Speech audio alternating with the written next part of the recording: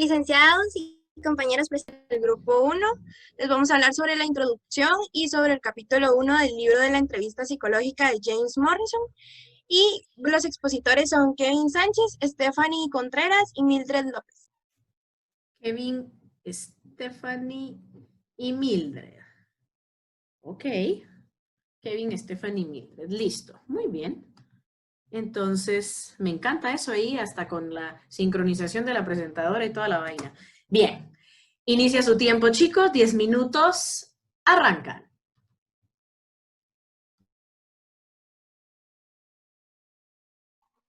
Ok. ¿Qué significa entrevistar? A mí me tocó la introducción. Entrevistar es más que todo entablar una conversación con el paciente de una manera que sea fácil y que el paciente se sea cómodo. Las preguntas no pueden ser demasiado estructuradas, sino que tiene que ser fluido. Porque si fueran estructuradas, para eso mejor podrían hacerse por medio de computadora o contratar a alguien más, ¿verdad? Alguien que su objetivo principal solamente sea hacer las preguntas. ¿Puede cambiar la diapositiva? Gracias. Bueno, los buenos entrevistadores tienen tres características. Obtienen la mayor cantidad de información en el menor tiempo y establecen un buen rapport. El rapport es crear una relación con el entrevistado, ¿verdad? La información en el menor tiempo posible. Eso creo que depende del entrevistador, porque hay ocasiones en las que se puede obtener buena información, pero requiere un poco más de tiempo. ¿Puede cambiar, por favor? Ok.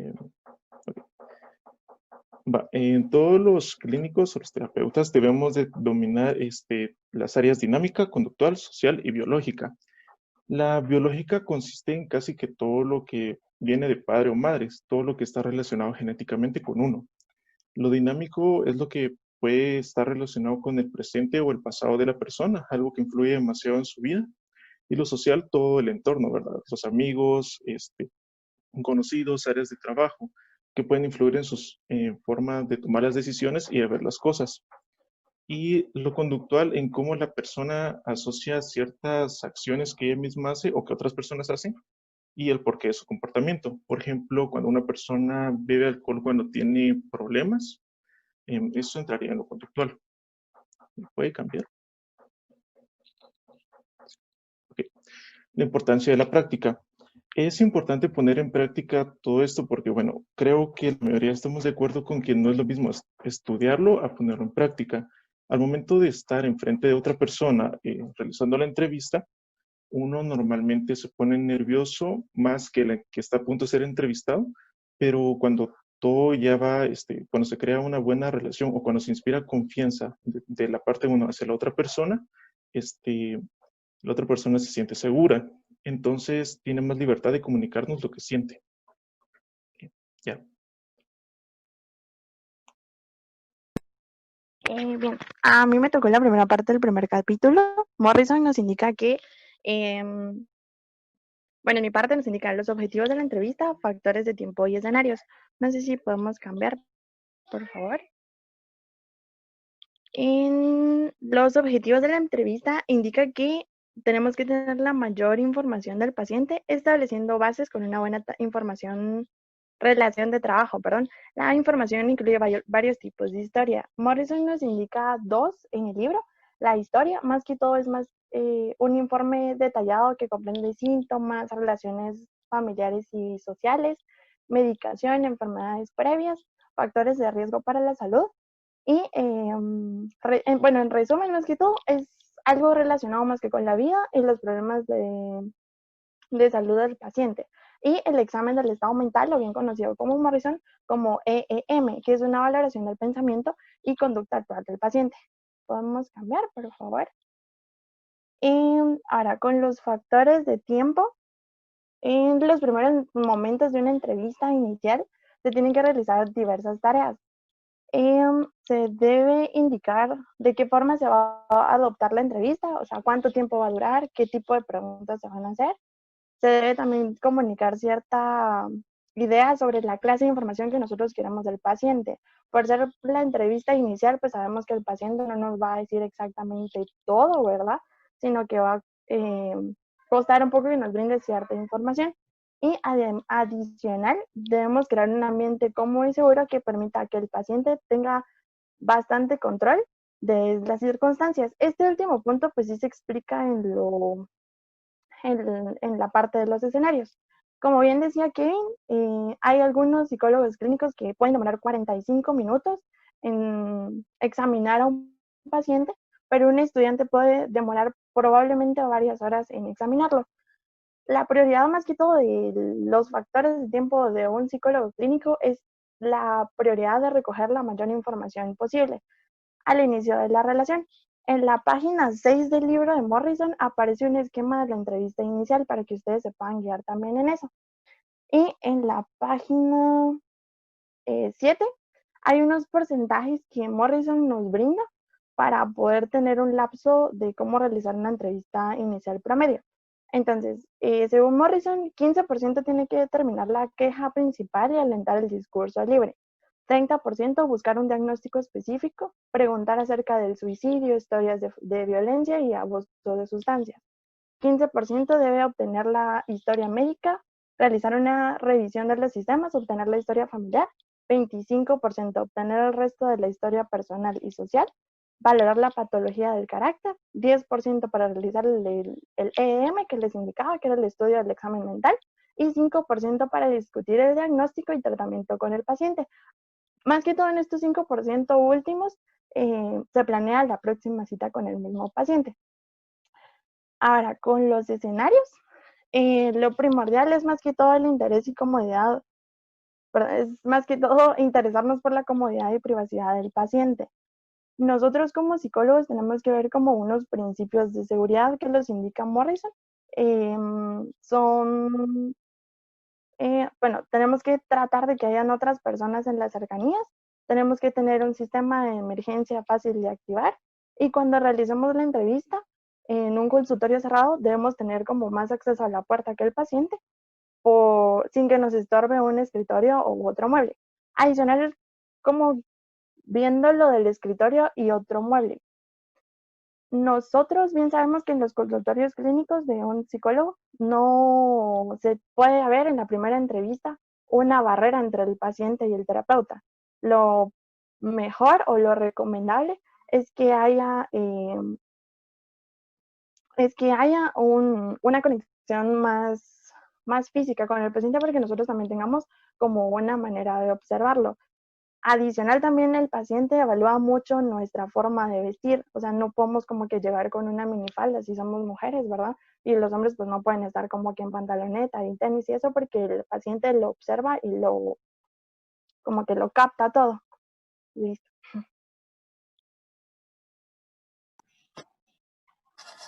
En el punto número 3 viene cómo se inicia la relación, cuándo es importante tener un informante en la entrevista y lo de tomar notas. Siguiente, por favor.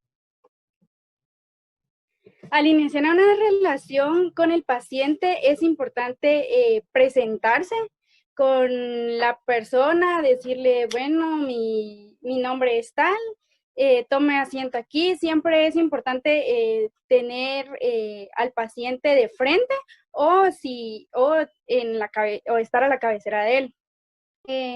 Aunque nosotros tengamos mucha prisa porque tenemos que hacer algo importante después de la entrevista, siempre tenemos que estar calmados. Si llegamos tarde, pedir una disculpa, explicar si somos estudiantes, internos o especialistas, cuánto es el tiempo que nosotros aproximadamente vamos a durar en la entrevista y preguntarle al paciente si él dispone con esa cantidad de tiempo. Y si el paciente viene referido por alguien más, nosotros tenemos que haber revisado mucho antes los informes que nos brindaron los otros especialistas para poder conocer más sobre el caso que nos dan. Siguiente. Luego habla de cuándo es necesario tener un informante en la entrevista, porque no siempre es necesario, porque puede que este informante nos estorbe al momento de que inhiba lo que el paciente quiere decir, o el paciente no se sienta en tanta confianza de decirnos todo lo que nosotros necesitamos, o simplemente el tercero sea el que esté respondiendo nuestras preguntas y no el paciente. Y también en los momentos en los que sí sería bueno tener un informante es cuando el paciente encarecidamente lo solicita porque no se siente cómodo y necesita un apoyo de alguien más, y cuando el paciente tiene demencia, ya que si el paciente tiene este problema puede hacer un poco más largo el proceso de recolectar la información. Siguiente. Al tomar notas, esto es muy importante ya que no podemos nosotros tener todo grabado en nuestra mente, cada una y todas las palabras que el paciente nos va a decir. Entonces es importante tomar notas, pero siempre es importante preguntarle también al paciente si él está de acuerdo y no le incomoda que nosotros tomemos notas. Y si él acepta que nosotros tomemos notas, entonces es importante tomar lo menor posible y usar palabras clave. Gracias. Muy bien, muy bien, muy bien. Estamos en tiempo. Perfecto. A ver, ¿cómo les fue, chicas? Del total de su presentación, ¿a qué porcentaje lograron llegar?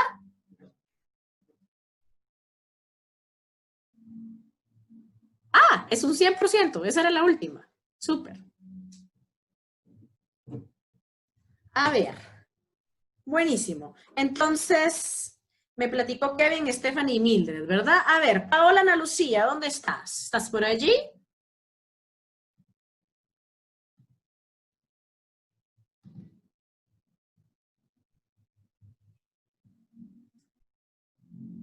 Me vas a tener que contestar por chat, ¿verdad? Paola, tú eres la que no me puede hablar directo, ¿verdad?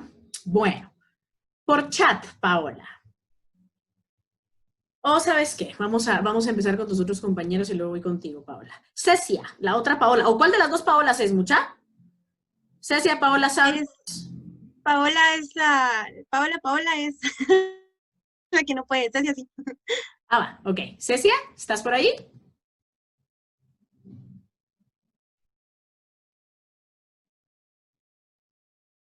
¿Cecia?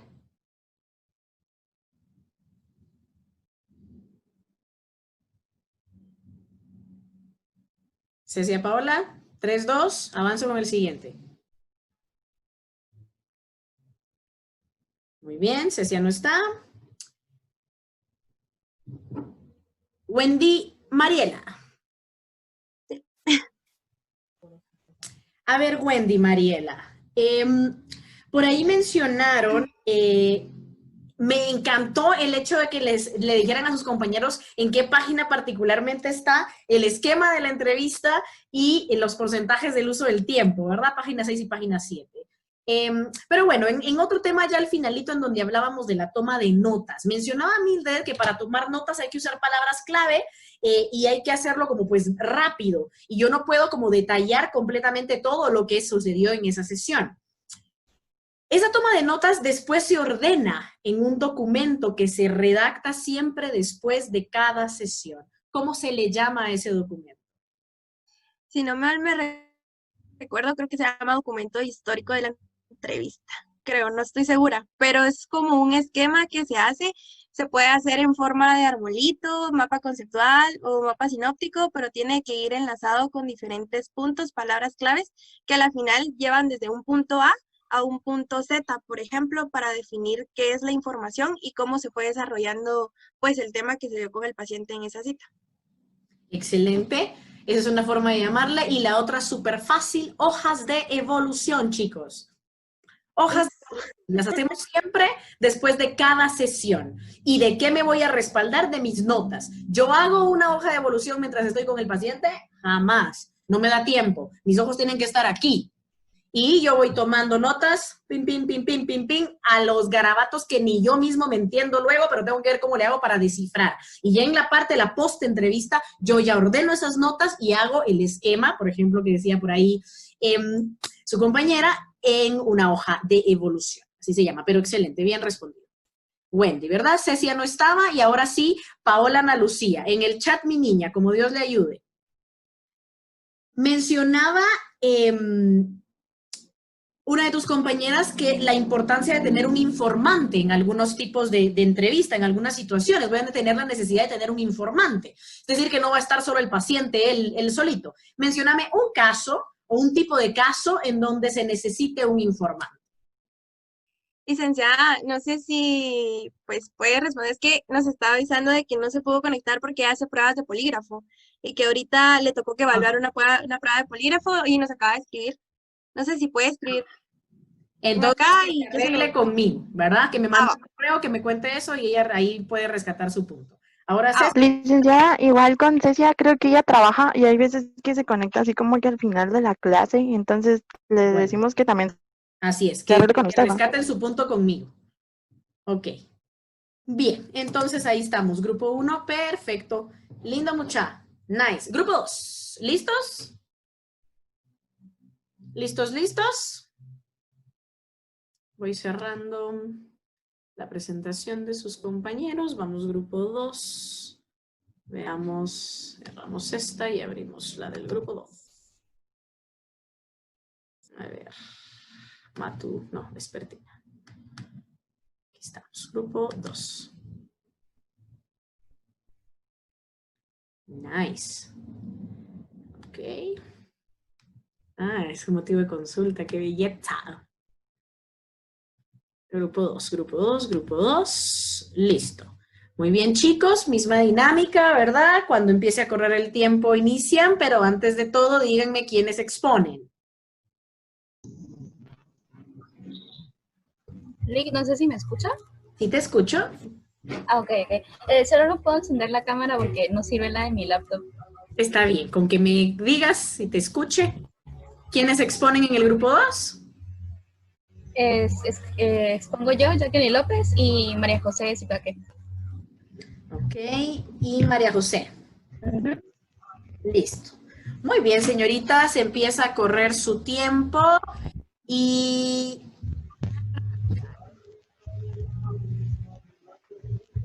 ¿Ya? Ok, entonces, buenas tardes compañeros. Nosotros le vamos a hablar sobre el capítulo 2, que son los motivos de consulta y el discurso libre. Aquí están los participantes. Entonces, las preguntas directas frente o no directas, ¿verdad? Entonces aquí nos cuestionamos qué es mejor, preguntarle directamente al paciente o darle espacio. Entonces lo primero, puede pasar, licenciado, es que nos ponemos a pensar, la primera pregunta es muy importante, porque o sea, le preguntamos al paciente, pueden ser las preguntas específicas o no específicas, o sea, le podemos preguntar por qué estás aquí, cuál es la razón que viniste, o le podemos preguntar, ¿tienes alguna razón para venir? Entonces el paciente, la primera cosa que nos diga puede ser el generador de todos los problemas que el paciente tenga, aunque él no se dé cuenta. O sea, inconscientemente él va a soltar la razón por la que está aquí con nosotros. Ahora, ¿puede pasar a la siguiente, licenciada? Muchas veces el paciente, cuando le preguntamos qué problema lo trajo para necesitar tratamiento, él se va a sentir enojado porque no, yo no tengo ningún problema. Aquí me mandaron porque un juez me mandó o mi trabajo me lo pidió, ¿verdad? O él realmente no sienta que tenga un problema. Esto puede ser porque no lo reconozca, porque no tenga una inteligencia suficiente, digamos, emocional para darse cuenta él solito de que sí tiene un problema, o puede que tenga una adicción y la quiera negar, ¿verdad? Siguiente idea.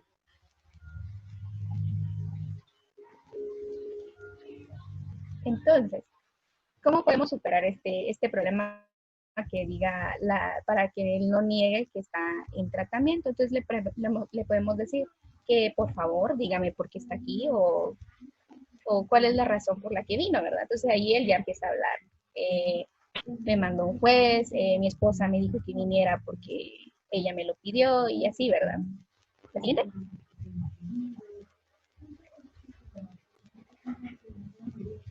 Al empezar, no todo tiene que ser como que el paciente nos vaya a soltar todo de un solo. A veces él se va a sentir tímido, retraído, o simplemente no va a querer hablar con nosotros porque somos desconocidos, entonces no va a tener confianza.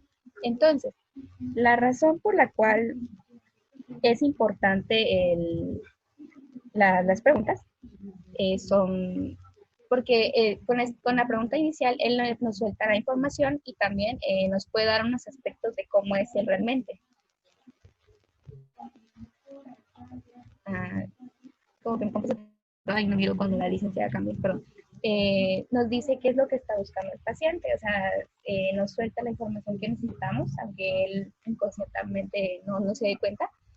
Y a veces cuando no tratamos así preguntas que necesitan una respuesta de sí o no, entonces el paciente puede hablar un poco más fácil que preguntarle, ¿usted tiene algún problema con drogas, algo así? Él te va a decir no o sí.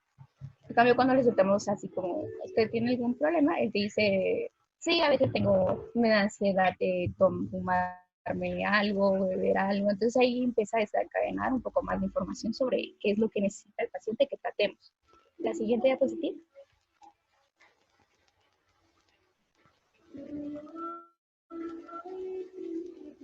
Las preguntas y afirmaciones abiertas pueden desempeñar dos funciones. Nos dan un poco más de información. El paciente puede decir, le preguntamos, ¿usted tiene alguna adicción? Nos dice sí.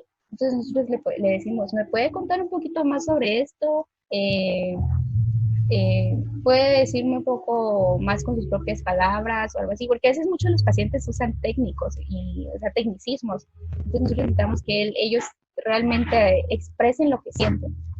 Ahora, la segunda cosa importante es que nos cuenten un poco acerca de la historia de cómo es que les afecta ahora, porque a veces ellos nos cuentan cómo es que les va a poder afectar, pero necesitamos que nos cuenten qué es lo que pasó. Entonces, a veces él solo nos dice, y bueno, así terminó, entonces nosotros necesitamos saber un poco más. Entonces le preguntamos, ¿nos puede contar un poquito más?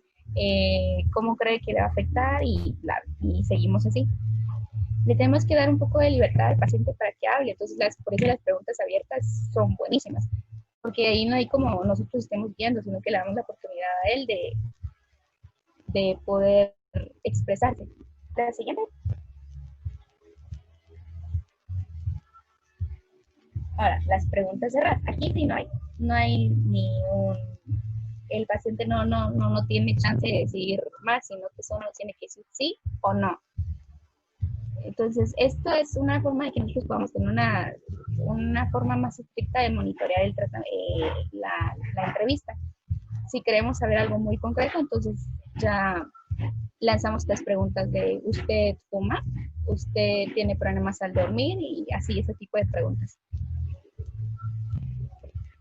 Puede pasar, licenciada. Ahora, el motivo de la consulta. El motivo de la consulta es la razón por la que el paciente acude a nosotros. Aquí pueden ir desde diferentes formas, pero hay dos preguntas. La importancia del motivo de la consulta es porque nos dice cuál es el problema que tiene el paciente. Nos habla acerca de por qué está con nosotros. Licenciada, ¿cambió de diapositiva? Ahí está. A veces el paciente llega con nosotros, pero llega con negativas, o sea, no entiende que por qué está ahí. Entonces le empezamos a preguntar y él como que no queriendo decirlo muy directamente, nos dice, no vine aquí porque yo quería, aquí me obligaron. Aquí, por ejemplo, vienen los adolescentes, que ellos muchas veces van porque sus papás los mandaron, pero ellos como que sí entienden que están ahí porque hay algo que está pasando, pero no quieren reconocerlo. Y a veces el problema del paciente él viene ya con una solicitud, o sea, él ya viene como que tengo ansiedad y sufro no puedo dormir. Y eso empezamos a trabajar un poquito más de que nos cuente un poco acerca de por qué tiene ansiedad o por qué cree él que tiene ansiedad. Puede ser.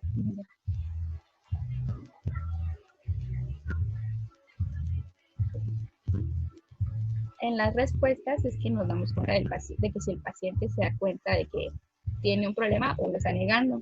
Muchas veces ellos sí lo aceptan diciéndole a uno que le preguntamos que cómo se siente cuando le pasan la ansiedad o esas cosas, y él nos cuenta que cómo se siente mal, no le gusta sentirse así, o a veces simplemente no nos quieren hablar, dicen, no, yo no siento eso, me pasa, pero no siempre. La siguiente línea.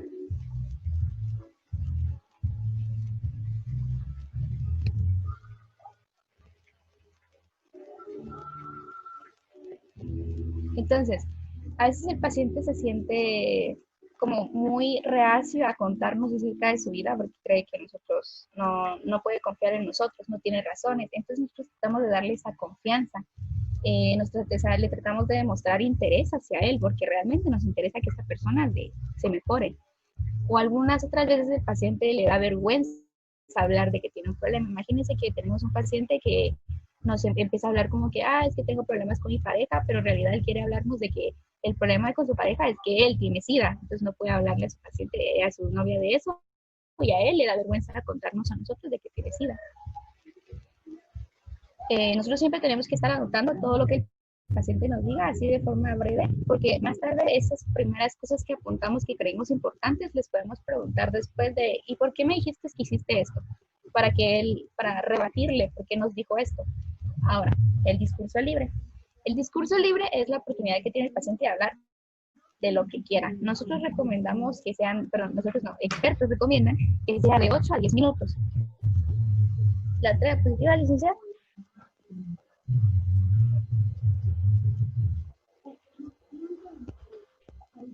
Dentro del discurso libre, el paciente habla totalmente. Él nos puede contar desde que cómo vio el partido de ayer, cómo sintió el clima, o a veces eso empieza a hablar de cómo a él, sí, hay pacientes que sí hablan completamente de qué es lo que tienen. Empiezan a decir, es que cuando yo era pequeña, no sé cuánto y ahora tengo problemas con mi mamá, no puedo comunicarme y bla, bla, bla. Siguiente, licenciada. Okay. En esta tenemos, ofrecen diversas cosas. Por ejemplo, el paciente tiene la oportunidad de plantearse un orden de dónde empezar. Le damos la oportunidad al paciente que se sienta cómodo con nosotros porque él habla de lo que sea y nosotros nunca le decimos no sigas hablando, sino que le damos su chance para que hable. También dentro de él puede contarnos cuál es la verdadera razón por la que está dentro de la consulta. Y esta ofrece la oportunidad de que el paciente traiga a colación sus preocupaciones. ¿La siguiente diapositiva? Tiempo, chicas. Tiempo. Yo me tardo los días. Bueno, llegamos a más o menos la mitad, ¿no? Porque veo que habían 28 láminas, ¿no? Entonces llegamos a la mitad. A ver, y creo que María José no hablaste, ¿verdad, María José? No. Bien. ¿Por dónde ibas a llegar a lo tuyo? Yo hablo del interés clínico, el cuánto tiempo y el cambio. Ok, háblame entonces del cambio rapidito. Cambio. Aquí se habla que es la parte como una de las partes final de este proceso, cuando se llega a determinar o saber en qué medida ya se siente o ya está recopilado toda la información sobre la historia del paciente y cuáles son los problemas a resolver en las diferentes áreas. Aquí se le pregunta al paciente si ha hablado de todos los problemas que él tenga y para saber si no tiene otro problema que tenga que resolver. Y esto nos sirve demasiado hacer esta pregunta. El doctor dice para evitar saltarnos o no detectar un problema y que durante el proceso se salga o se manifieste. Entonces lo que nos puede ocasionar es hacer un retroceso en el proceso de la terapia, porque se tendría que resolver ese como sesgo que hubo por ese problema que no se resolvió. Y aquí en lo esencial dice que de la entrevista inicial es poder recaudar o obtener la mayor información sobre los problemas que tenga el paciente y cuál es el problema inicial y de ahí desglosar a los demás para tener la suficiente información para ya detectar o determinar qué diagnóstico o qué patología tiene el paciente. Ok, perfecto, María José. No sé, chicos, si escucharon cómo estaba el micrófono de María José. Les cuento que así se convierte un poquito el reto que uno tiene que tener a la hora de hacer la telepsicología, porque a veces la señal y el micrófono no está en las mejores condiciones. Pero yo tuve que ver cómo descifraba a Majo y Majo estaba explicando allí, ¿verdad? Bien, voy con preguntas entonces, chicas. A ver. María Luisa. Sí, aquí estoy. María Luisa, por ahí estuvieron mencionando un poquito lo de las preguntas cerradas y abiertas que son claves a la hora de ir indagando dentro de esta entrevista. Siempre vamos a trabajar con cerradas y abiertas. De este tipo de preguntas, ¿cuál dirías que es la pregunta predilecta y especial para generar como confianza, conexión y fortalecer el rapport? Es el tema que viene luego. ¿Cuál de las dos? La no directiva, ya que en esta el paciente puede expresarse, hablar más de sus sentimientos y todo lo que siente sin tener como pena o algo así que uno le esté preguntando directamente, que es cuando ya como que en lugar de contestar como que les da pena contestar. En cambio con la no directiva el paciente puede hablar de todo lo que siente así. Y solo nosotros le interrumpimos cuando ya se sale como un poquito del tema, ¿va? Pero para que siga hablando más de lo que nos interesa conocer. Perfecto, así es. La pregunta abierta, las interrogantes abiertas son las que utilizamos para establecer rapport, chicos. Porque si no sienten que están en saber ni qué tipo de situación ahí extraña. A ver, Merly Azucena. ¿Estás, Merly? Sí, licenciada, dígame, no se escucha mal el audio. Ahí te escucho, Merly. Licenciada. Dime. Sí, está bien. Sí, te escucho. A ver. Bien, Merly. Entonces, dígame. Me había quitado, ahora ahí está. A ver, Merly. Mencionaron algo que me encantó que mencionaran, que cuando estamos tratando de extraer el motivo de consulta, es decir, que estamos buscando que la persona nos diga qué fue lo que lo llevó ese día a la clínica y poder entender cuál es el problema que vamos a trabajar. Nosotros como clínicos sabemos que es un problema, pero hicieron la especificación de que utilizar la palabra problema se vuelve en sí mismo un problema, porque algunos pacientes la van a malinterpretar. Entonces, en lugar de decir qué problema lo trajo a usted por acá, ¿cuál sería una versión o de qué forma puedo cambiar yo esa pregunta para hacérsela a la persona e igual obtener la respuesta que necesito? Pues en la pregunta no se menciona la palabra problema. Entonces se puede cambiar por favor, dígame por qué está usted aquí. Excelente, ahí está, ¿sí? eso es, perfecto. Gracias.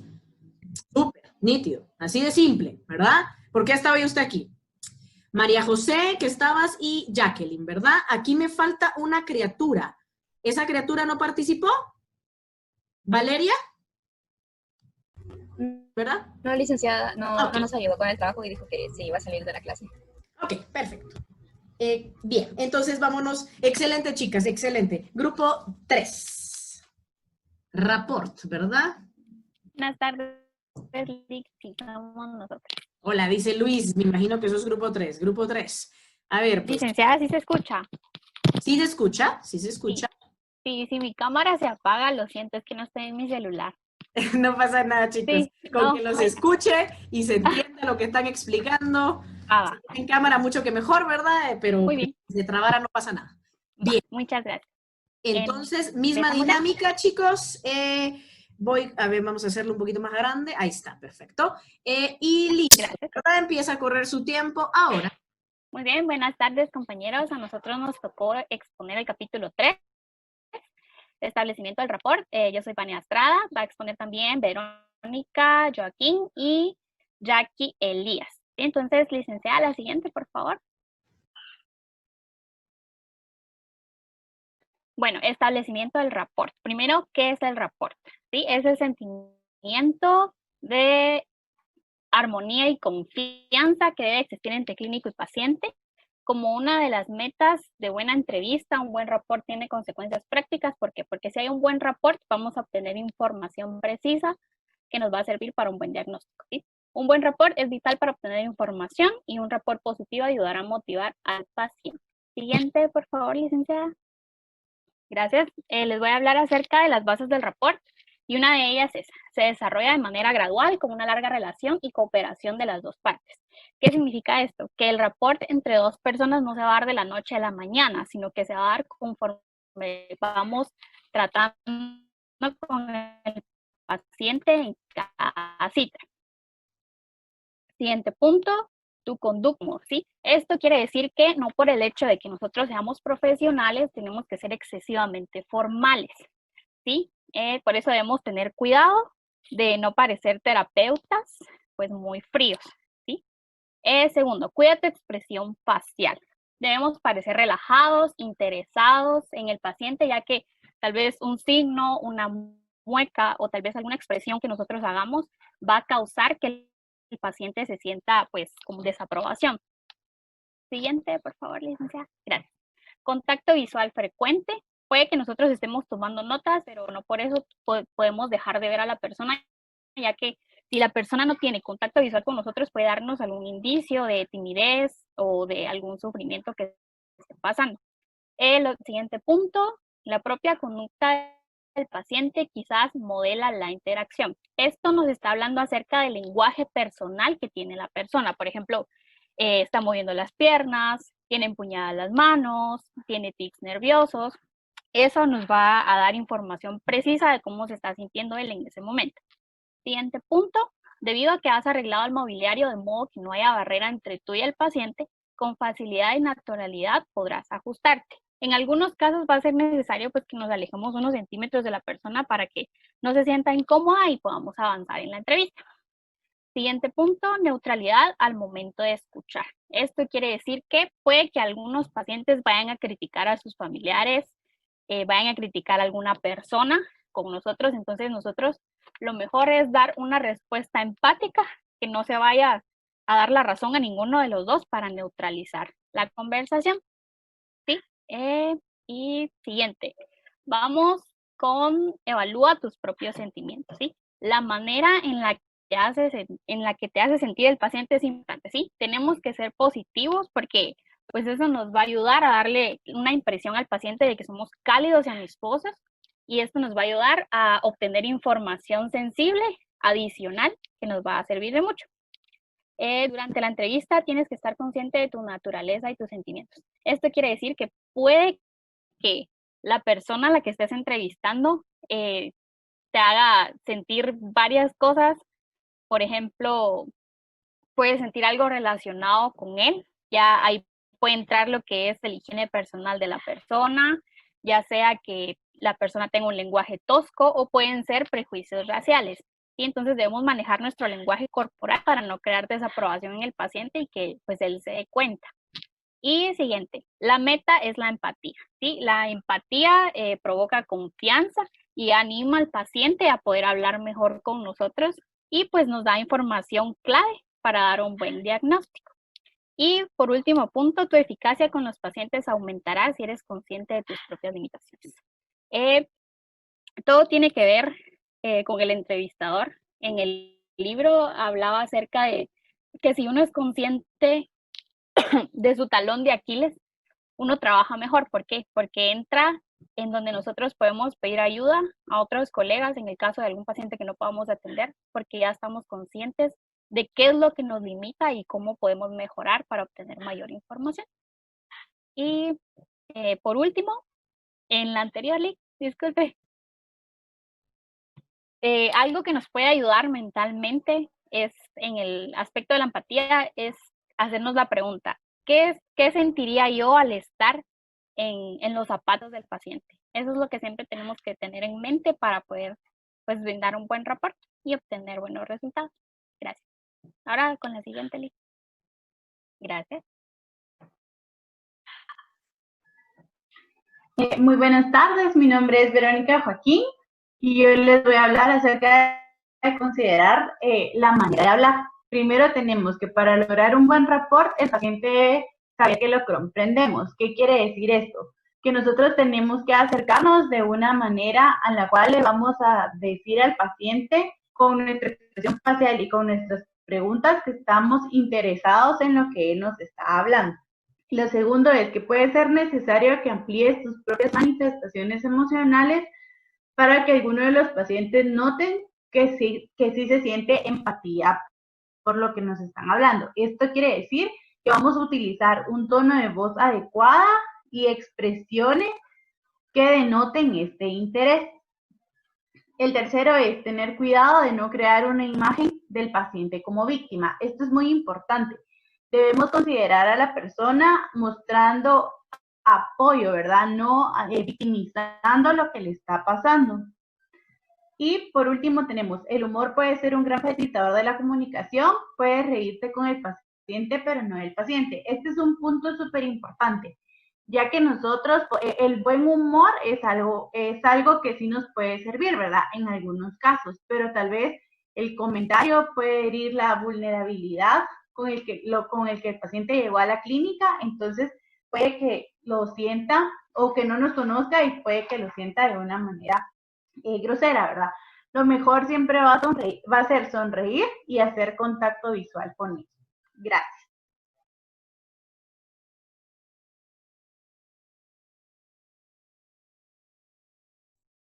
Bueno, retoma el lenguaje del paciente. Mi nombre es Jacqueline Elías.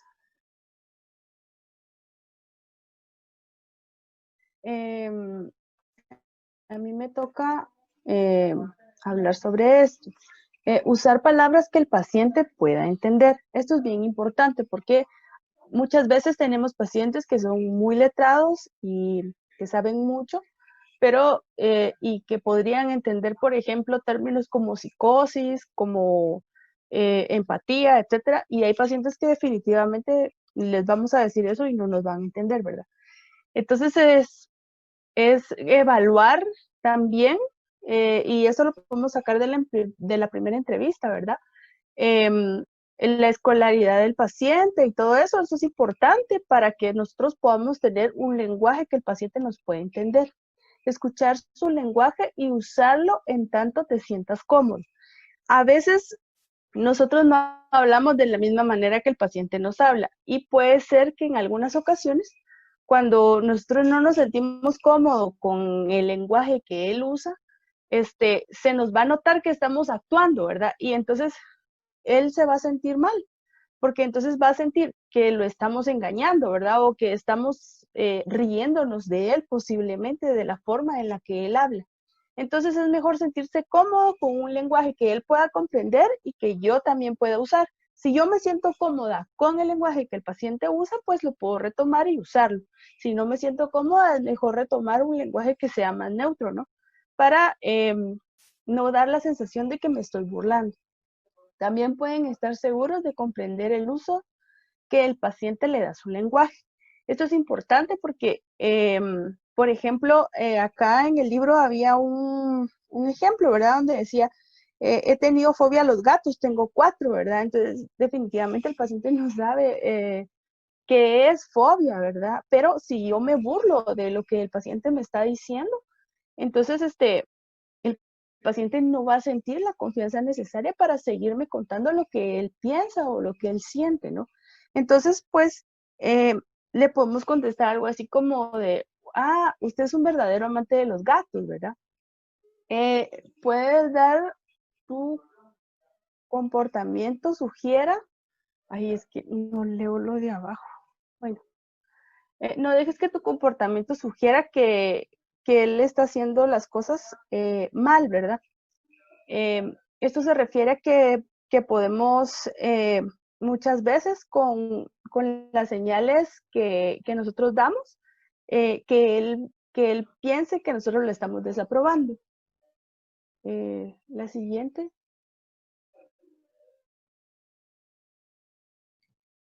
Licenciada, ¿podría cambiar la siguiente diapositiva? Estamos en tiempo, mis niñas lindas. A ver, pues, ¿cómo quedaron? ¿Cuánto dirían que alcanzaron? ¿Cuánto dirían que alcanzaron del total de su presentación? Nos faltaba una, dos. Dirían, un 85% más o menos. Perfecto, pero bastante bien, bastante bien. Bueno, voy con preguntitas. Súper, mucha. Me encantó la manera en la que lo distribuyeron, a pesar de que nos quedamos sin tiempo. Bueno, voy con preguntas. A ver, por allí, y voy a preguntar precisamente de lo que nos faltaba, ¿verdad? A ver, ¿dónde está?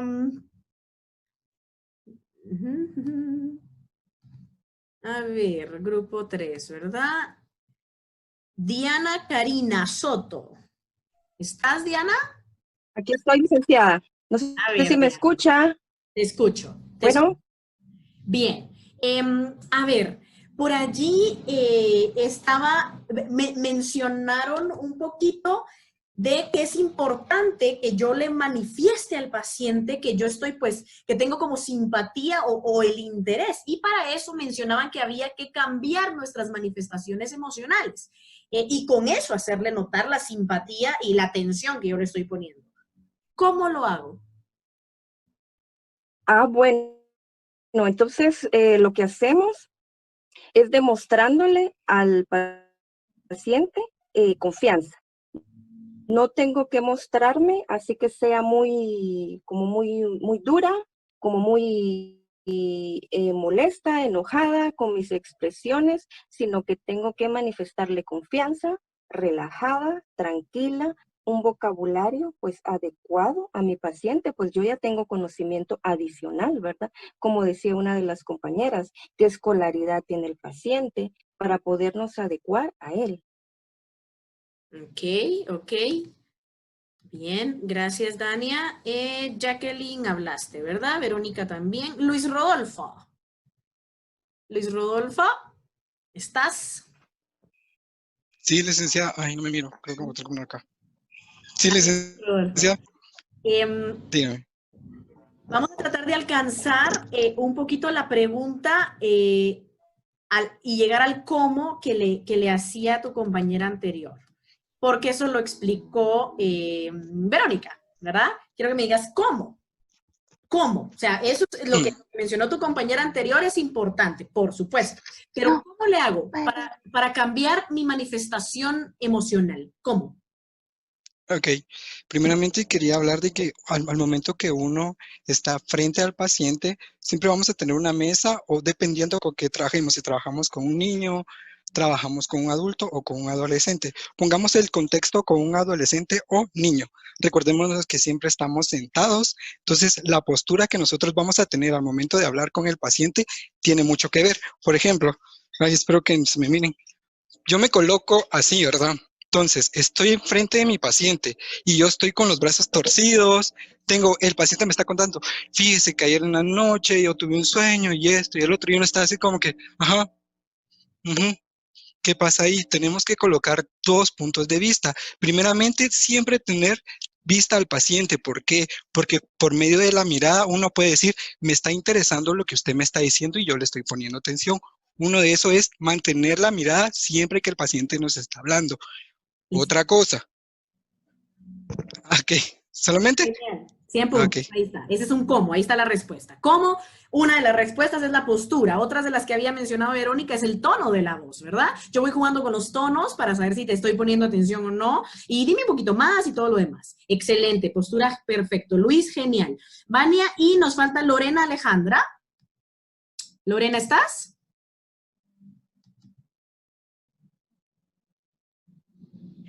Está conectada, licenciada, pero creo que... Lorena, 3-2, porque le toca al grupo. Mira, aquí estoy, es que se me trabó el teléfono. Ok, Lorena. Bueno, escuchamos, Lorena. Pregunto, hacia la parte final de lo que ya no logramos alcanzar, iban a hablar un poquito sobre el tema de cómo, de mantener los límites. ¿Cómo hacemos eso? A esto se le llama, y eso voy para que lo noten por ahí, eso se le llama disociación instrumental, ¿sí? Anótenlo, para los que no lo saben, disociación instrumental. ¿A qué me refiero? A que yo debo ser muy cálido, ¿sí? Yo tengo que ser como muy amable, como mencionaba la compañera, darle confianza al paciente, hacerlo sentir seguro, y entonces Luis nos dice un cómo, ¿verdad? Por ejemplo, el tema de la postura, la mirada, ¿verdad? Eso es importante, ¿verdad? y romper las barreras. Me fascinó que lo mencionaran. Yo no me voy a sentar detrás de un escritorio, sino que vamos a tener esta situación como más cercana, no totalmente de frente, sino que nos colocamos en un ángulo, eso ya les explicaré yo luego. Pero hacemos como ambiente muy cálido. Pero, ¿cómo le hago? Explícame cómo le hago para mantener el límite, para mantener esta disociación instrumental. O sea, que esa confianza no vaya a ser confundida por el paciente para que él abuse de la misma o él considere que yo soy su amigo, su compadre. ¿Cómo le hago para mantener el límite? Bien, lo primero es llamar al paciente siempre ya sea por su apellido o por su nombre, siempre con un respeto. También no estar compartiendo información personal, porque si no ahí ya se da una confianza más de amigos y no de profesional hacia paciente. Toma tu 100, excelente, súper. Bien, mucha. Estamos grupo 3, excelente. Vamos ahorita, antes de que pasemos al grupo 4, licenciado Diego Monroy, ¿podría, por favor, compartir la asistencia? Y encendemos camarita todos, chicos, y nos tomamos la fotita de hoy. Los que ya la tienen encendida, las chicas que se pusieron súper guapas para su presentación de hoy, las pude estar viendo ahí mientras... Y Luis, que apareció ahí sí radiante, lo que se iba cambiando ahí de posición para enseñarnos, buenísimo, qué hacer con la postura. Veamos, Alejandra arreglándose el fleco. A ver, ya casi todas. Casi todos y todas. Jacqueline, que nunca tiene cámara, pero hoy sí se cuenta, Jacqueline, porque te escucha hablar. Bien. Bueno, voy empezando, están los que estén. Primera paginita, entonces, listos. Como no saben, está bien, María André. Cuando llegue el 1, 2, 3, activas reacción. Igual Jacqueline, ¿verdad? Activan reacción los que tienen problema con la camarita. ¿Listos? Primera paginita. 1, 2 y 3. Guardo esta, no la quiten, descongelen la sonrisa. Eso sí lo pueden descongelar, solo que no me quiten la cámara, para que yo pueda guardar. Aquí va esta fotica. Ahora vamos segunda página. Voy segunda página. Bien, listo, segunda página. No saben en dónde están muchas, así que sonrían. 1, 2 y 3. Guardo esta. Aguántenme ahí, aguántenme. Voy guardando esta picture y vamos con la tercera página de hoy. Y tercera página, ya saben, los chicos que tienen el problema ahí máximo, le tiran a la reaccioncita, ¿vale? ¿Listos? Everson, Kevin, Hipólita, Jocelyn, que no están. ¿Listos? 1, 2 y 3. Y tomada. Muy bien. Ok, ya la pueden quitar, chicos. Ya guardo esta y continuamos. Y por ahí link de asistencia. Ya pasó Dieguito, ya lo puso en el chat, señor. Hola, dice Selvin. Ahí llega. Muy bien, chicos, llega el link de la asistencia. Entonces, por favor, procedan para que no se quede nadie sin su asistencia. Les cuento que a veces la llenan, a veces no. Entonces, pilas, please, porque yo no puedo hacer más nada, ¿verdad? Bueno, entonces, grupo 4, ¿están listos, señores? Grupo 4. Vamos a ver, voy con su presentación. Grupo 4.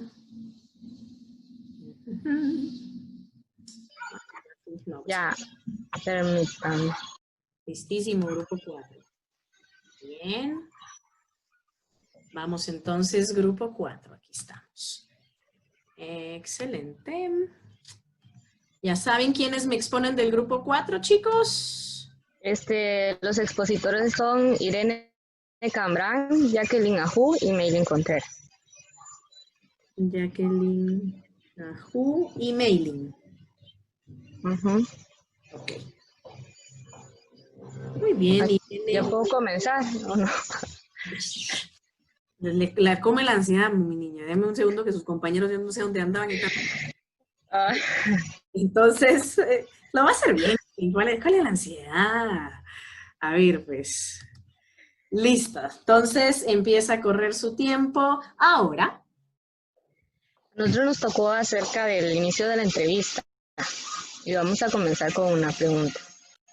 Siguiente diapositiva, por favor. ¿Qué debe saber antes de una entrevista? Es muy importante que el paciente se sienta relajado, ya que esto nos brindará una mejor información. También es importante nuestra tarea, que consiste en que el paciente siga hablando.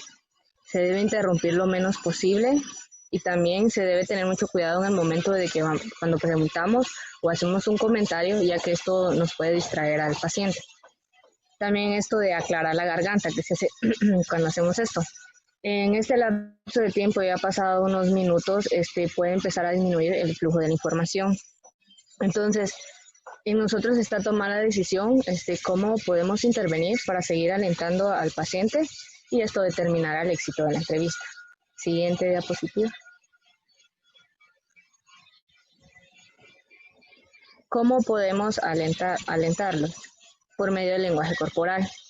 Uno de los retos más frecuentes de los principiantes es tratar con el silencio. ¿Y cómo vamos a ver esto? Por ejemplo, en la entrevista con el paciente van a haber momentos que van a hacer pausas. Entonces, estas pausas que él hace, nosotros vamos a querer llenarlos con palabras porque vamos a sentir que está fría la entrevista. En realidad no lo tenemos que hacer, no tenemos que tener ansiedad en esto o generar ideas. Realmente él lo que está haciendo es tomar fuerza, organizando sus ideas para seguir con la discusión. Siguiente diapositiva, por favor. Dentro de las pausas breves debemos saber cuál es la diferencia entre las pausas que ya les dije que eran breves y los lapsos prolongados. Tenemos que intervenir cuando son prolongados porque puede parecer como que somos insensibles o no tenemos interés con lo que él nos dice. Es muy importante, como dijo un compañero, mantener el contacto visual, porque una mirada puede indicar si la narración sigue en pie. ¿Puedes subir un poquito la diapositiva, Ale? Solo para verlo de arriba. ¿Y cómo podemos alentar por medio de los medios no verbales? Es como la primera imagen, una sonrisa y la inclinación de nuestra cabeza, o de una forma más profesional, que es inclinándonos hacia el paciente. Estas dos formas le están tratando de decir al paciente que lo está haciendo bien, que siga y que tiene la atención y el interés del entrevistador. Siguiente, por favor. Todo esto que les acabo de mencionar son parte de un lenguaje corporal universal que le pide al paciente continuar. Sin embargo, no hay que poner mucho énfasis en esto. ¿Por qué? Un ejemplo. No sé si puedes subir un poquito para el ejemplo de abajo, Lick, disculpa. Ajá, sí. Un clínico que asiente con la cabeza con demasiado vigor o que sonríe de oreja a oreja puede distraer al paciente. Tenemos que tener mucho cuidado, ya que son diferentes pacientes, diferentes personalidades, y pueden generar ideas como o se está burlando de mí o no le interesa lo que estoy hablando. Siguiente.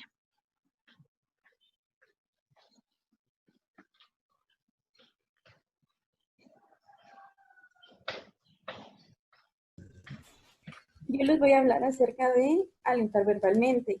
Asimismo, además de hacer uso del lenguaje corporal, el entrevistador debe hacer uso de técnicas verbales para poder facilitar y no distraer a la persona durante la entrevista al paciente. Esto implica hablar poco y transmitir lo necesario. Se puede intercalar el lenguaje corporal con las técnicas verbales. Sí, según. Las técnicas verbales entre cada 1 o 2 minutos. Siguiente, por favor.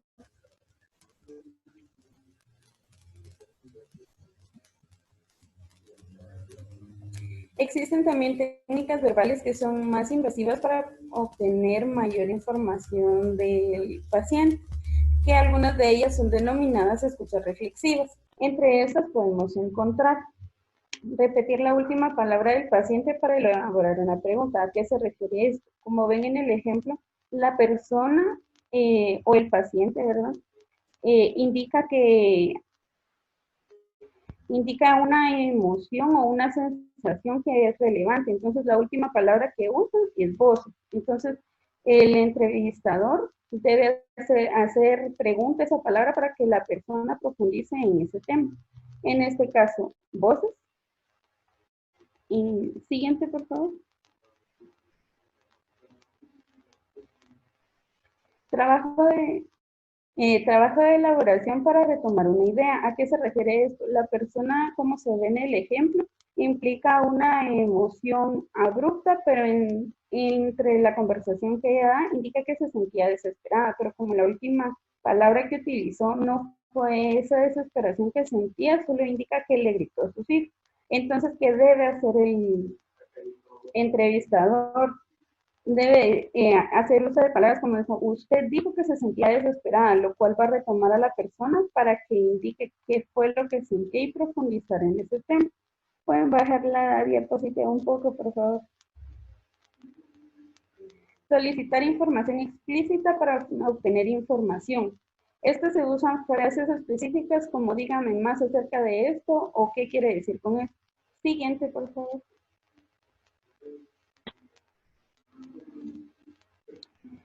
Volver a pedir información para aclarar ideas. Esto se refiere que el entrevistador le puede hacer preguntas al paciente y el paciente no entiende claramente la pregunta y entonces no contesta adecuadamente, para lo cual el terapeuta debe hacer de nuevo la pregunta para poder obtener la información que necesita.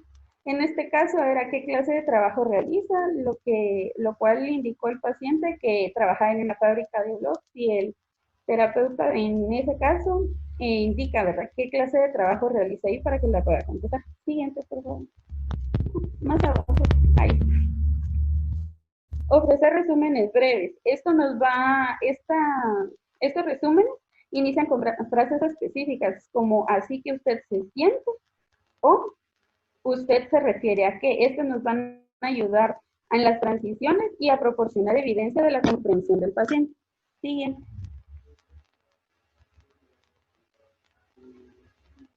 Siguiente, por favor. Se obtiene información no necesaria cuando el paciente indica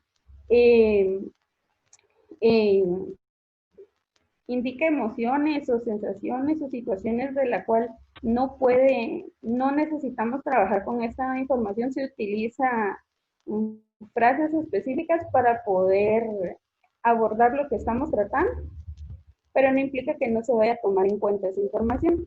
Como dice aquí, eso es interesante, quizás podríamos hablar de ello más tarde, pero ahora me gustaría saber acerca de eso. Y tomar en cuenta que todas las intervenciones deben ser en un tono adecuado. Siguiente, por favor. Debemos buscar inspirar seguridad en el paciente para así aumentar la sensación de confianza y bienestar y a la vez favorecer el reporte. Siguiente, por favor.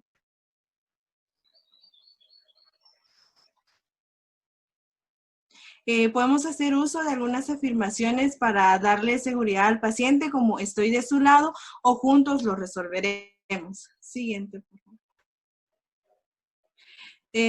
Nunca debemos perder cuál es el objetivo principal de la entrevista, que es obtener la mayor información posible para desarrollar un tratamiento. Y a pesar de que la entrevista a veces puede llegar a ser terapéutica porque el paciente nos comparte sus problemas, no debemos de perder cuál es el objetivo principal, pero siempre buscar darle seguridad al paciente. Siguiente, por favor.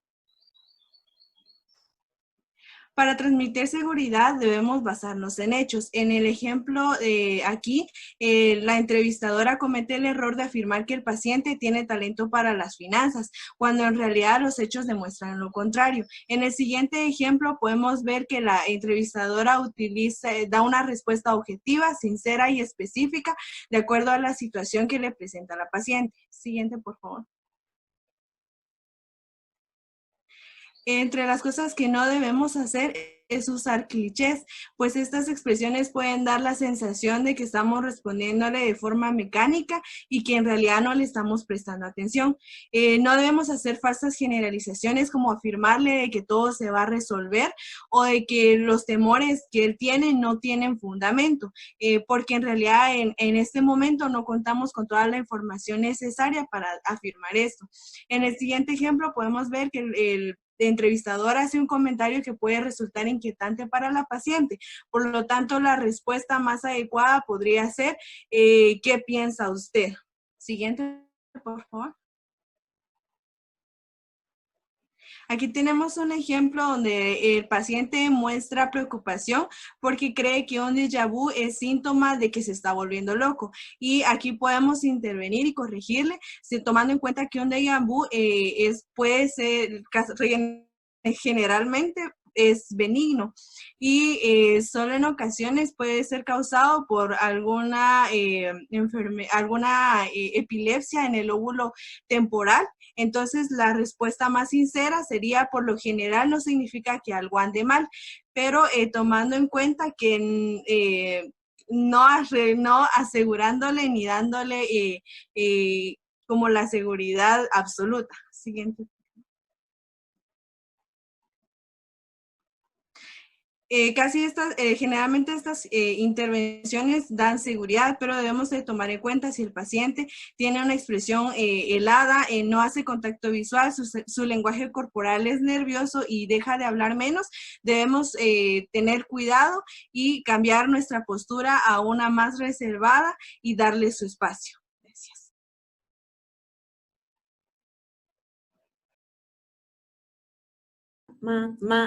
Maravilloso. Qué maravilla de presentación, mucha. Oh, my Lord. Estoy feliz. Estoy feliz. Qué lindo. Qué bien extraída la información. Qué buen uso de los muñequitos y de los ejemplos. Buena utilización de ejemplos. No tengo preguntas. No tengo preguntas. Excelente, grupo 4. Ya, bueno.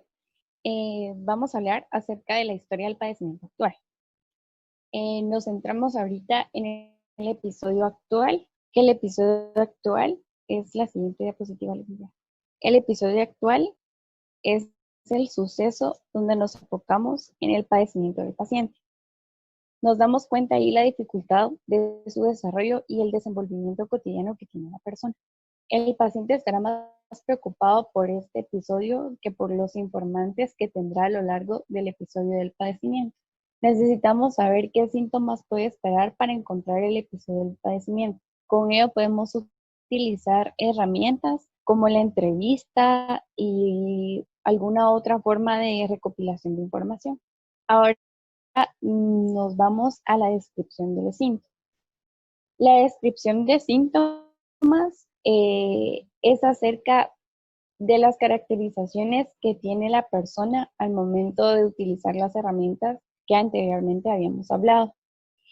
Dice que aquí vamos a obtener la información toda posible por el paciente y tenemos que recordar la importancia de cualquier sensación subjetiva que el paciente nos pueda transmitir. Se caracteriza cada síntoma de la manera más completa. También debemos de recordar de que conforme alguna actitud, algún gesto, podemos encontrar también el padecimiento del síntoma. Tenemos que estudiar muy bien antes de iniciar el procedimiento que prosigue. Ahorita le dejo que me traiga. En la siguiente diapositiva vamos a encontrar los síntomas vegetativos. Los síntomas vegetativos se refieren a las funciones corporales relacionadas con el mantenimiento de la salud y la energía. Pero ya que estos síntomas se encuentran en muchos trastornos mentales graves, son de gran importancia notarlos a la hora de hablar con el paciente. Estos son indicadores de diagnóstico muy útiles, aunque no todos los pacientes informan de estos síntomas espontáneamente. Se busca evidencia de cambio con respecto al funcionamiento normal de estas funciones. La siguiente, por favor. Estas funciones son el sueño. Dentro del sueño se puede ver el exceso de somnolencia, que es la hipersomnia, o la incapacidad para dormir, el insomnio. Dentro del insomnio se encuentran 3 periodos: el insomnio inicial, el insomnio intermedio y el insomnio terminal. El insomnio terminal se asocia con problemas graves, problemas mentales graves. En el insomnio intermedio, en algunas ocasiones se puede dar porque el paciente consume alcohol o tiene algún trastorno trastorno de estrés postraumático. El inicial es el que usualmente afecta a los adultos. Y en el siguiente es el apetito y el peso. En esto se indaga si ha tenido un aumento o una disminución durante el periodo del padecimiento. También se tiene que averiguar qué tan significativo ha sido este cambio. El otro es el nivel de energía, que si el paciente se queja de estar constantemente cansado, tiene algún cambio significativo en esta área. Incluso se pueden ver problemas como en las actividades intestinales. En la variación diurna del estado de ánimo, tienden algunos pacientes a sentirse mejor a ciertas horas del día. En el interés y en el desempeño sexual, el funcionamiento sexual suele depender de gran medida en la sensación del bienestar del individuo. Esto es otra de las cosas que también hay que preguntar o en la plática averiguarlas con el paciente. La siguiente, por favor.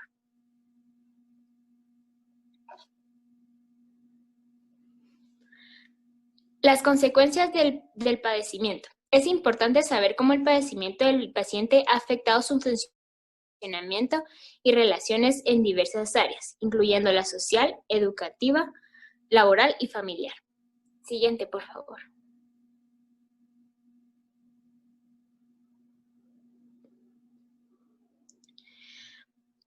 Pueden proporcionar el índice más confiable de la gravedad. Aquí hay que depender de nuestra capacidad para evaluar si el paciente puede distinguir los hechos de las opiniones. Los familiares en muchas ocasiones culpan al paciente de ser despedido, divorciarse o separarse de los miembros de la familia, por lo que es importante que la familia tenga el conocimiento de cómo es que afectan el funcionamiento normal del paciente. La definición de muchos trastornos del DSM-5 depende en gran medida de las consecuencias sociales. Para saber qué problemas sociales ha causado el padecimiento del paciente, se empieza con una pregunta abierta. En las áreas que se deben explorar incluyen las siguientes. La siguiente, por favor. Está la marital de pareja. Se indaga si ha experimentado una discordia en su matrimonio y en sus relaciones amorosas. La interpersonal, si él mismo se ha separado de su familia o ha rechazado amigos. En el legal, si ha habido alguna dificultad y en algunas ocasiones se puede ver que en el área legal se complica por el uso de alcohol u otras sustancias. En el laboral educativo, se pregunta cómo el resultado de los problemas emocionales se ve en esta área, por lo que en algunas ocasiones pueden ser despedidos o en caso de los adolescentes su rendimiento escolar baja. Pagos por discapacidad. En este se le pregunta si se le ha otorgado algún beneficio por parte del sistema del Seguro Social. En intereses, si a lo largo del tiempo del padecimiento el paciente ha cambiado sus pasatiempos, si ha dejado de hacer algo, ha hecho algo nuevo. En los síntomas se le pregunta qué malestar le causan los síntomas, y esto ayuda a evaluar la profundidad de la introspección y la claridad del juicio. Buenas tardes, no sé si me escuchan bien. Sí. Ok. Yo voy a hablar del inicio y secuencia de síntomas, que siempre es necesario, a pesar de tener una descripción clara de los síntomas, es muy importante determinar una secuencia en la que comenzaron estos síntomas. Cada detalle es muy importante a la hora de entrevistar al paciente y hay que tratar de promover la exactitud con la que estos síntomas suelen ser más frecuentes y notorios. el periodo en que empezó tan gradualmente o cuándo puede ser más impresivo hacia el paciente. También tenemos que determinar el inicio, aunque el paciente no suele ser claro con estas cosas. Pero lo que se puede hacer con el paciente es poder preguntarle en qué momento, por ejemplo, comenzó a tener deseos de muerte o en qué momento empezó a perder el interés en el sexo. Algunas veces los pacientes suelen ser muy precisos con sus respuestas, como comencé a fumar el año pasado, pero usualmente, como les mencionaba anteriormente, es más probable que la respuesta sea menos exacta. También es muy importante no forzar al paciente, ya que puede ser perjudicial en vez de a que esto nos ayude en el tratamiento. Siguiente, por favor.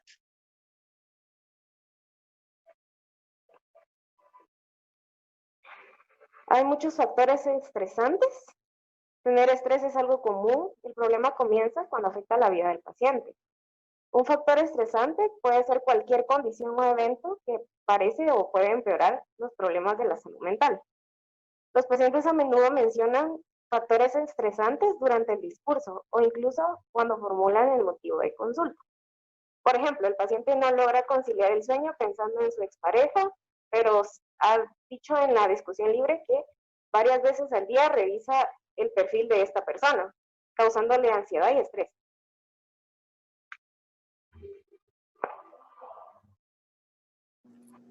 Ahora vamos a hablar de los episodios previos. Saber acerca de estos episodios puede ayudar a determinar el diagnóstico y el pronóstico. Pueden ayudar a predecir cómo se comportaría el paciente si continúa sin recibir ayuda. Y el tema de la recuperación completa puede ser de importancia crucial para diferenciar entre posibles trastornos. Cualquiera que sea el modo de afrontar los problemas, esta información nos ayuda a valorar la gravedad del episodio actual en comparación a los anteriores.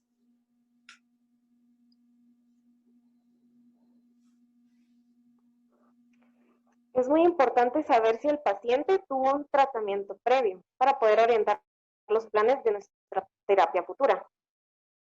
¿El paciente ha recibido antes un tratamiento? Si así fue, para orientar los planes de la terapia futura, como decía anteriormente, se debe obtener detalles acerca de lo que se le ofreció al paciente y lo que se llevó a cabo. ¿De qué naturaleza fue? ¿Fue individual? ¿Fue grupal? ¿O de pareja? ¿Cuánto duró? ¿Por qué ya no continuó con el tratamiento? ¿Hubo alguna medicación? Etcétera. Cualquier factor importante que también puede colaborar con nosotros para el tratamiento del paciente, ya que esto puede facilitar o dificultar el tratamiento. ¡Qué tabales, mucha! Oigan. ¡Voilá! Qué linda está su presentación, qué bien dispuesta, fantástico. Estoy súper satisfecha con lo que dijeron, pero para aprovechar el tiempecito de que están aquí, vamos a ver. A ver, María André, Belén y Frem, ¿verdad? Aldo. A ver, Aldo, respóndame una preguntita.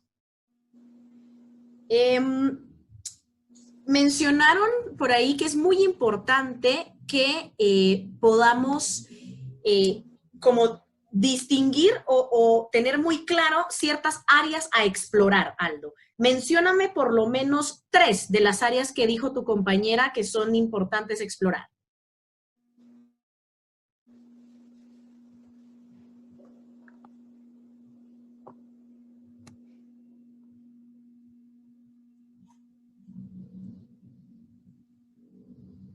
Creo que Aldo no tiene micro, poniendo por el chat, ¿verdad? Él va a escribir por el chat. Lo que pasa es de que no le hemos dicho, pero ahorita tenemos una clase, entonces nos salimos un ratitito. Santo Padre, muchacho. Entonces, él está ahí también conectado con vamos, rapidito. Mencioname esas 3, Aldito, como Dios te ayude ahí, y mientras tanto, ¿áreas en qué sentido, Lica? ¿A la hora de la charla inicial? Sí, mencionaron ustedes dentro de esta parte de la entrevista, hablaban del episodio actual, episodios previos, descripción de síntomas, y entonces, dentro de las cosas a explorar, áreas a explorar, así lo dijo tu compañera, ¿cuáles son las áreas a explorar principales? ¿Verdad? Ella mencionó 1, 2, 3, 4, 5, 6, 7. Yo te digo que me digas 3 áreas de la vida del paciente a explorar, por lo menos 3. Y mientras tanto, en lo que escribes, Julián, que me imagino que tendrás que tirarlo por chat también. Ahí estás, exacto, laboral, educativa, marital. ¿Y qué? Bueno, tú sí me puedes contestar, Julián. A ver, pues. Cuando mencionaba tu compañera que hay el índice más claro para poder determinar la gravedad de un padecimiento, ¿lo podemos encontrar en dónde?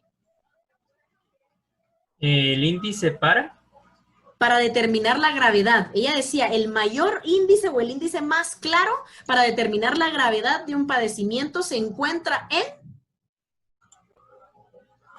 no estoy seguro si es en los episodios previos o en los factores estresantes. Ok. Te voy a dar otra para que salvemos esa. ¿Dónde está el índice? El índice se encuentra en las consecuencias sociales, en los problemas sociales. ¿Qué tan afectada está la vida del paciente por ese padecimiento? Eso nos va a indicar el índice de gravedad. Te voy a dar otra. Cuando mencionaron un poco de los síntomas vegetativos, mencióname 2 síntomas vegetativos. Era el sueño, apetito y peso y el nivel de energía, ¿no? Excelente, así. No sé si me escuchan mejor ahora. Te escuchamos mejor. Dale, Rubí. Sí. Bueno, pues perdón. Entonces, inicio. Nosotros vamos a hablar acerca del padecimiento actual. El hecho del padecimiento actual es la estructura que nosotros necesitamos para formular nuestro diagnóstico. Esta es probablemente la parte más importante de nuestra entrevista inicial. Aquí nosotros podemos descartar o aprobar alguna hipótesis que nosotros tengamos acerca del padecimiento de nuestro paciente. Por eso necesitamos que nuestra información sea de validez. ¿Pero cómo conseguimos una información de validez? Bueno, pues para empezar podemos establecer nuestras metas de entrevista. ¿Qué significa esto? Que le podemos dar a conocer a nuestro paciente lo que nosotros deseamos obtener de la entrevista. Probablemente esto sea como... ¿Cómo se los puede explicar? Probablemente esto sea como muy duro para el paciente afrontar, porque recordemos que le estamos pidiendo al paciente que afronte lo que le está... ahí está, perdón. Por eso es bueno recordarle al paciente que él se encuentra en un lugar seguro y que toda la información que él nos brinde va a ser simplemente para que nosotros le podamos ayudar. Siguiente, por favor.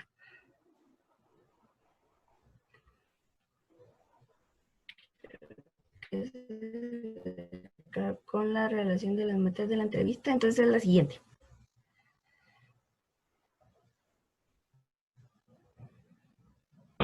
Identificar las distracciones.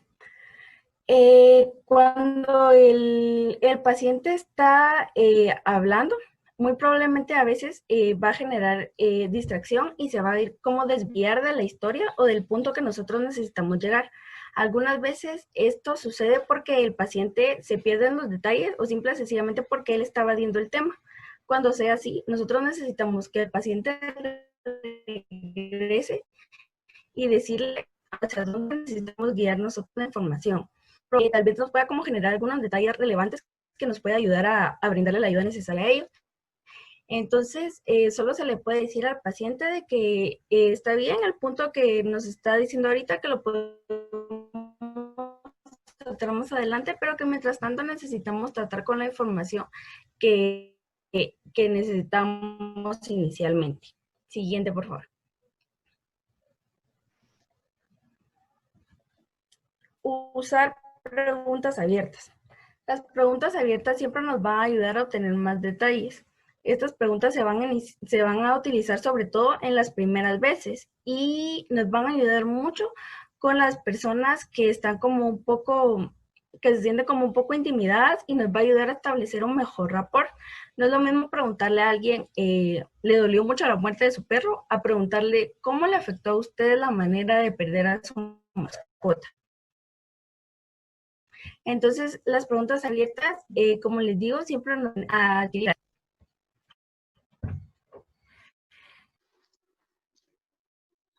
Buenas noches, Lick. No sé si me escuchan todos. Sí, sí, se escucha. Sí, Aileen, se escucha. Bueno, es que sí, por aquí también está lloviendo, entonces no sé si me van a escuchar bien, pero esperemos en Dios que sí. Bueno, yo voy a comenzar con mi tema y habla el lenguaje del paciente.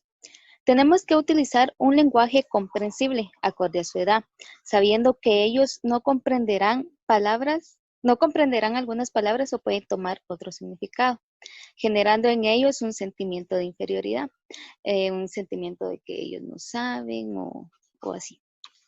Tenemos que crear un lenguaje adecuado y cómodo para el paciente, sin hacerlo sentir que nosotros sabemos más que él, porque agregaremos un daño más a la lista de los daños que él ya trae.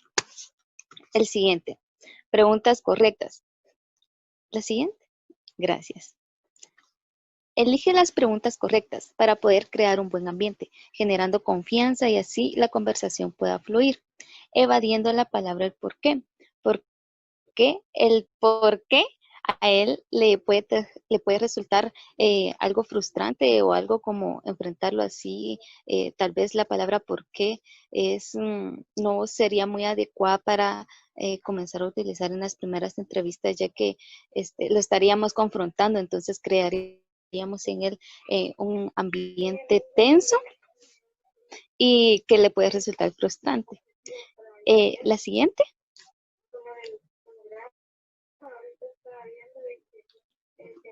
Perdón, anterior, disculpe.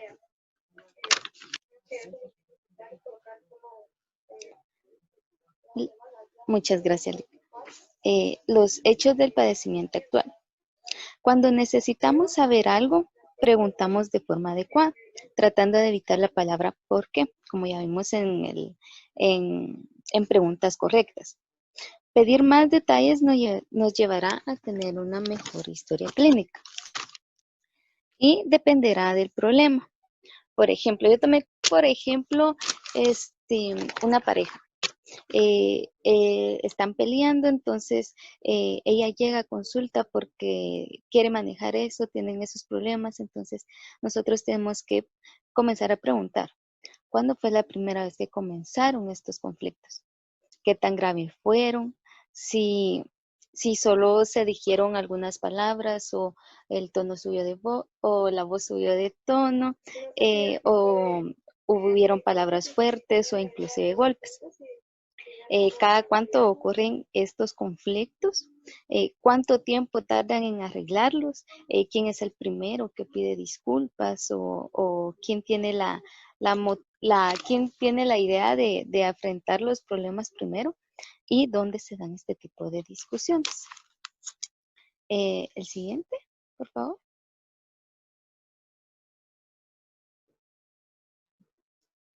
La siguiente.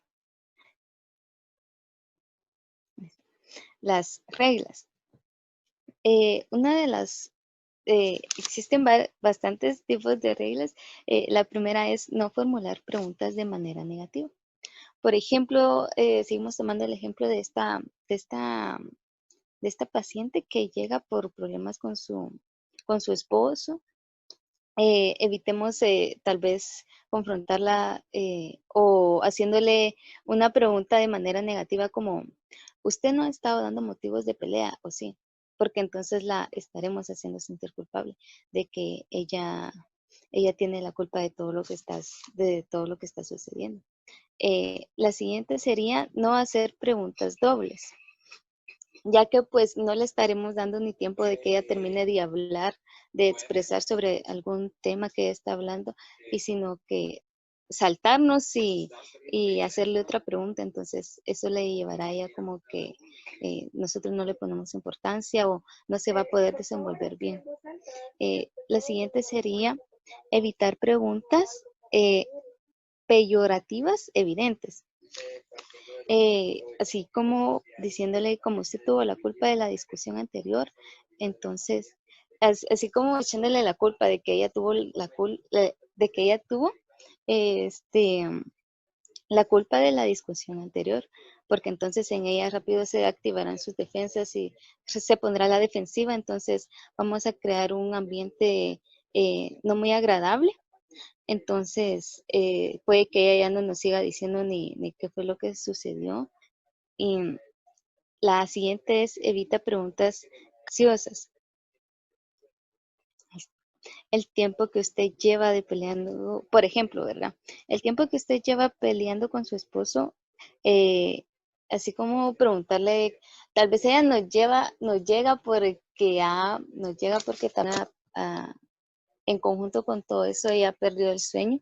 Así como no preguntarle, y por culpa de esos problemas usted perdió el sueño, sino sería como hacerle esa pregunta, pero en diferentes palabras. Por ejemplo, el tiempo que lleva usted peleando con su esposo es cuando no ha podido dormir bien. Y pues entonces ella nos irá diciendo, ¿verdad? Con una mejor, como ella se sienta más cómoda. Y alentar la precisión. Alentar la precisión es muy importante, ya que podemos con esto recaudar fechas y o sea, que ella les ponga como el día y la hora y dónde, ¿verdad? Por ejemplo, preguntarle, ¿recuerda usted la fecha de la primera pelea? ¿O cuántas veces han peleado? ¿O desde esa fecha para acá, cuántas veces han peleado? ¿O cada cuánto? ¿Verdad? Y que sean las preguntas breves para que ella no se pueda sentir como muy aturdida respondiendo como muchas, como una pregunta muy así que no le vaya casi ni a entender, ¿verdad? El siguiente sería estar atento a nuevos temas. Yo seguía tomando, por ejemplo, esto, ¿verdad? En lo que usted me acaba de mencionar, dijo que su suegra estaba presente. ¿Cómo es su relación con ella? Entonces, de todo lo que ella nos dijo, pues sacar nuevos temas, ir apuntando y todo para después preguntarle, ¿verdad? Y le podríamos preguntar después si cómo es el trato con ella, cómo se ve usted con ella, cómo se comporta su suegra con su hijo o con usted. Entonces, ahí fuéramos sacando más y más temas. Y de último está la confrontación. Y una forma de confrontar a esta joven que nos llega con esos problemas sería, se ha dado cuenta de que los problemas siempre son por el mismo motivo. Entonces, sería una forma de confrontarla para que ella pueda ver mejor ese problema y ir buscando soluciones. Y si ha pensado cambiar ese motivo, entonces para que ella vaya reaccionando y vayan buscando una solución a todo lo que sucede, ¿verdad?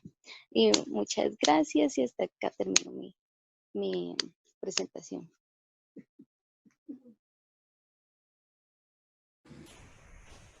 Súper, súper, duper, chicas, excelente. Bien, voy entonces con mis chicas. A ver, Ana Rocío Wong. La escucho, licenciada. Dime, Ana Rocío, escuché, ¿verdad? Por ahí dentro de lo que decían tus compañeras, que había que evitar dos polos opuestos a la hora de recabar información, ¿verdad? Tenemos que buscar, pues, recolectar todo lo que necesitamos, pero a la vez necesito evitar los detalles excesivos. ¿Cómo logramos hacer esto? Por medio de preguntas para realizar una recolección de datos más precisos. No sé si me escucha. Te escuché entrecortado. Por medio de preguntas cerradas para recolectar datos más precisos. Perfecto, súper, buena respuesta. Bien. Nidia. Sí, licenciada. A ver, Nidia, mencionaron algo que me encanta que hayan mencionado porque esto es clave. A la hora de estar en la entrevista, nosotros todo el tiempo estamos haciendo preguntas, ¿verdad? Preguntas, preguntas y preguntas. Para poder hacer preguntas tenemos que utilizar los famosos question words o las interrogantes, ¿verdad? Entonces, esas interrogantes, ¿qué? ¿Cuándo? ¿Cómo? ¿Dónde? ¿Por qué? 5. ¿Cuál de esas 5 es la interrogante prohibida en la entrevista psicológica? ¿Por qué? Excelente, chicos, así es. ¿Por qué? No usamos el por qué mientras estamos entrevistando. Si yo le pregunto por qué a un paciente, chicos, el paciente no sabe por qué. ¿Sí? Por eso llegó con nosotros. Excelente, Niña. Aunque, sí, solo como comentario, licenciada, en el libro también nos indicaba que había momentos en los que sí podíamos utilizarlo, pero era únicamente para obtener información adicional que tal vez no habíamos descubierto durante la entrevista. Exactamente. Pero yo les diría de recomendación, de práctica, en general, el por qué no nos funciona tantísimo. O sea, siempre vamos a usar preferiblemente el qué o cómo, incluso con la misma intención del por qué, ¿verdad? Buscando esa respuesta del por qué, la formulamos utilizando el qué o el cómo. Buenísimo. Bien, esa es como acotación. Jocelyn. Sí. A ver, Jocelyn, ¿podrías darme un ejemplo de una pregunta doble o múltiple? Doble o múltiple.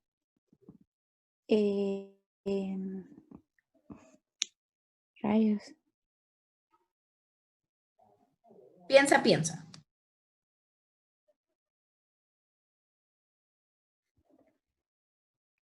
Bueno, múltiple es cuando le preguntan varias cosas como que dice que está prohibido. Es algo así como, por ejemplo, ¿te has sentido ansioso y triste a la vez o algo así? Esa sería una múltiple, que la cual yo recuerdo haber leído que está prohibida porque el paciente solo le va a responder una de las dos. Entonces ya no va a tener la misma información que uno está tratando de consultar.